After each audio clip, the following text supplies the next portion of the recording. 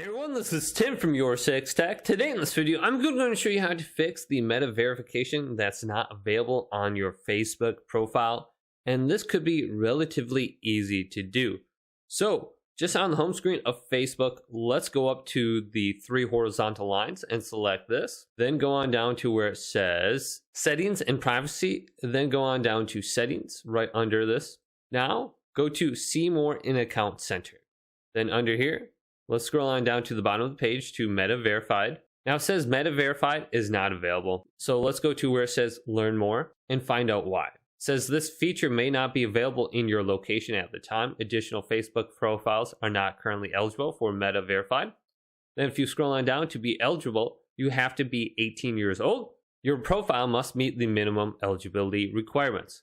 Be a public or private profile associated with your full name that aligns with our name standards, and profile pictures that include your face matches your government issued ID. Your account must meet the minimum activity requirements, such as prior posting history, have two-factor authentication enabled. All right, so maybe your account doesn't have two-factor authentication turned on. So back out of here.